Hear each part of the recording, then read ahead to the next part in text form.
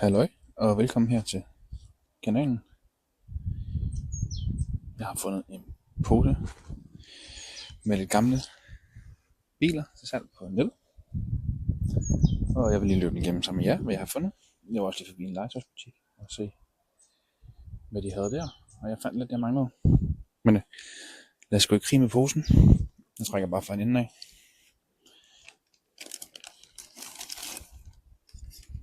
Det første, jeg har fået, den her Esso Tra tankstation. Ikke noget vildt der. Meget sjov gammel ting, men ikke lige det, jeg gik efter. Så har vi den her.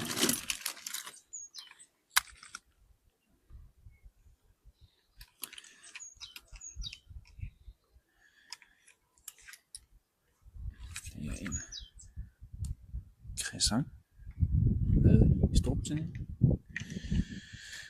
Med tilhørende kanon.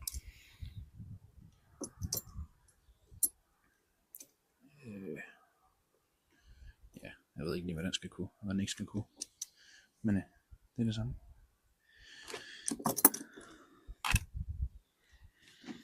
Så har vi den her blokvogn. Dinky. Og hertil vil jeg tro, denne hører til. Med en lille chauffør inde i, er det hele. En antar. Og en gammel Dinky. Men ja, de har stået lidt og har nogle flade spots på dækkene og noget dry rot og sådan lidt. Og så her, de er ikke fantastisk stand, men meget sjov alligevel.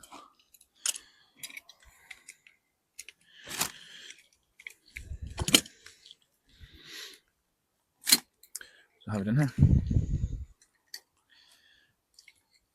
En helt almindelig corgi kommer, hvor man kan bytte om på, hvad der er bagpå. Så ikke noget vildt der. Så har vi denne. Det er også en corgi. Det er noget Jeep, tror jeg. Jeep FC. Med noget. Jeg ved sgu ikke, hvad det er for noget værktøj, der sidder på her. Noget transportbånd eller stige eller noget. Så har vi den her gamle Dinky. Skraldebil. Der sidder der kan åbne.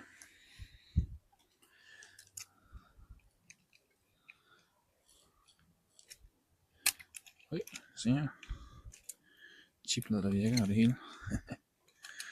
Bagenden åbner også. Det er sjovt. Gammel Dinky Bedford.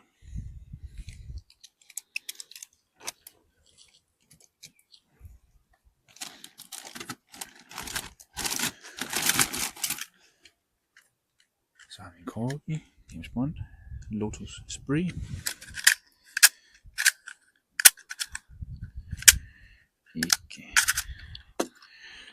Ikke noget spændende i mine øjne, men meget sjovt alligevel. Så har vi her en Dinky Volvo 1800S. Også en gammel hund med kølehjem, der åbner, åbne døre, åbne bagagebær. Mangler desværre begge forlygter hernede. Men ja, det er også en sjov gammel en.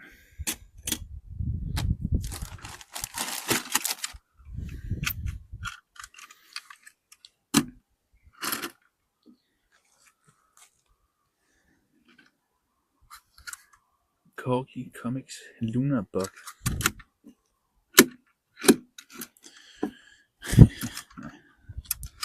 Det ved jeg sgu ikke, hvad det er. Ikke lige noget for mig, men meget sjovt. Så har vi den her. Totalt fed. Dinky Cunningham. Ja, det blæser. Cunningham. C5 er. Fed. Patineret stand. Den er jeg rigtig glad for.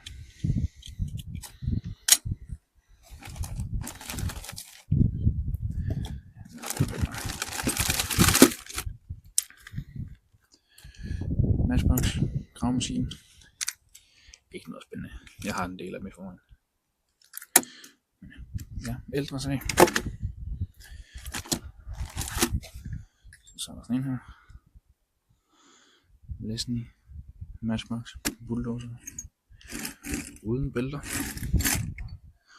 Også noget, jeg har et par stykker i forvejen. Ikke noget vildt. Så har vi simpelthen et Dinky Royal Navy Phantom 2 fly. Og sådan noget sej gamle ting.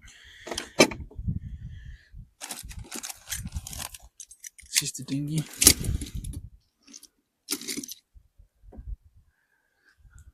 En gammel British Railways Hindle Smart Hals lastbil med hænger. Super fed. Igen, man løber ind i ret tit her. Så er jeg glad for at tilføje til sammenligning. Så har vi to tilbage. Det er en Shugo. Dårligt dæk. De går faktisk fra hinanden her med i videoen. Så det kan man altså købe nogle replacements til. Det går nok. Ja, og meget sjov gammel en. Og den sidste. En gammel Shugo også. Med ret. Og det hele. Og med en nøgle. Jeg ved faktisk ikke, hvordan de virker. Jeg har ikke nogen andre med nøgle.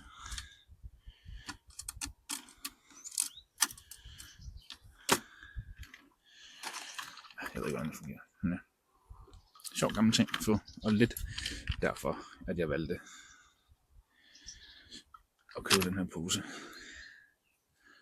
Mikroris, den har jeg på stykker i forvejen. Meget sjov. Men ja.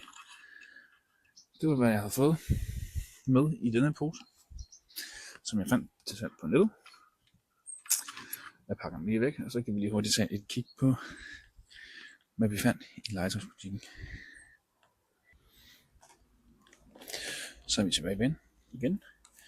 Det første jeg fandt, det var den her Majorette Ford.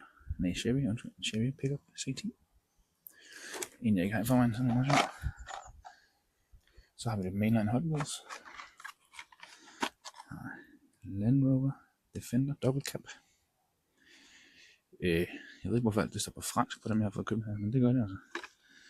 2025 model.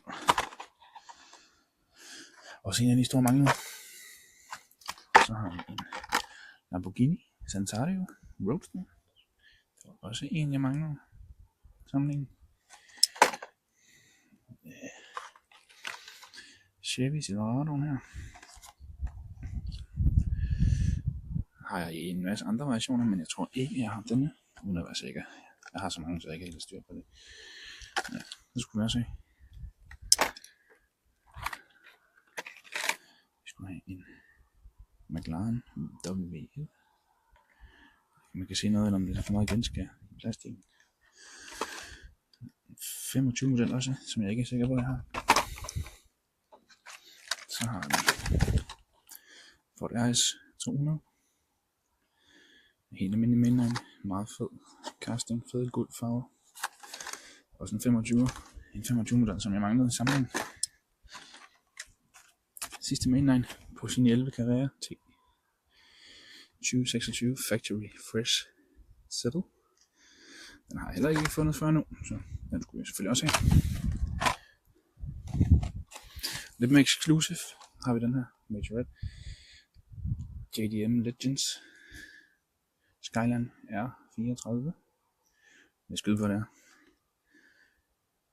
Meget fed bil, så mangler i samlingen. Og så for Fast and the Furious Hot Wheels Premium serien. En Porsche 911 Carrera RS. Ja, også bare fordi jeg ikke har den. Ikke fordi jeg samler på hele serien, men lige den her, den skulle jeg have. Men lad os se, om vi kan prøve at finde plads indenfor til de gamle dingier. Jamen, først og fremmest så velkommen ind på min lille værksted her. Fuldstændig besat af en anden ekstrem hårde. Jeg snakkede lidt om at finde noget plads til nogle af de her dinkebiler. Jeg har gjort lidt plads hen i et af skabene. Kan vi lige hurtigt se, om vi kan få mere. Ja, som I kan se, så er det alt muligt. Fjernstyrede biler, EMEC, lastbiler, modelbiler, flere fjernstyrede biler, metal, traktorer. Og så har jeg et skab her med lidt blandet gamle lastbiler i. Og jeg tror, at måske jeg kunne få plads til nogle af dem hernede i bunden. Der var en af dem selvfølgelig. Det er typisk mig. Men jeg ved godt, der er det mørkt, men vi har noget andet dinky militær hernede. Nu ser jeg, jeg kan klare det her med en hånd. Det kan godt blive svært.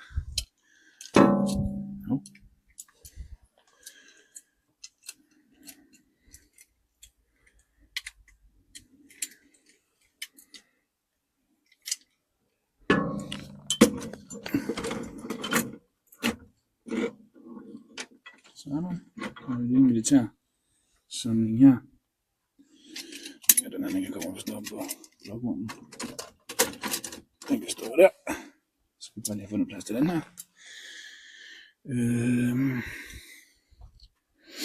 Den kan måske være her. Med lidt god vilje, den fylder ikke meget sådan en lille dinky-sag. Ja, der er bare gammel legetøj mange steder. Forskellige ting, så er lidt blandet herinde. Lidt 1-24. Burago og polystil og ja, mærkeligt alvang. Men vi fik plads til lidt af det. Fremtidsplanerne er, at der skal findes et ordentligt sted og laves et ordentligt system, fordi som I kan se lige nu, så har jeg kasser stående rundt omkring alle vejen med biler i, som jeg gerne vil have. Det er også fyldt med biler, og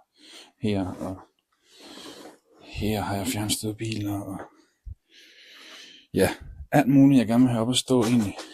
Men lige nu så står det bare flyder rundt omkring i kasser, ikke? Det er ikke sådan at være en hoarder. Lige pt. Så er det de her Erdl traktorer, jeg synes det er meget sjovt. Men nu er det helt nyt med den video, den YouTube-kanal her. Så prøver jeg lige at få lidt overblik på det, lave en video over, hvad der egentlig er, og hvad der ikke er i samlingen. Og ja. Så må vi se, om vi vil se mere eller ej. Men tak for, at I har set med indtil videre. Jeg vil gå gerne med at rydde op. Giv et like, eller husk at subscribe, hvis I vil se noget mere. Der bliver meget. Men altså, giv et like, hvis I synes, det var en sjov video, og subscribe, hvis I vil se mere til sådan noget her. Jeg køber jævnligt gamle biler på loppemarkedet, eller hvor jeg ellers finder henne rundt omkring. Så kan jeg da lave nogle opdateringer i ny og næ. Så kan I følge med her. Så subscribe, hvis I vil følge med. Se, hvad der kommer.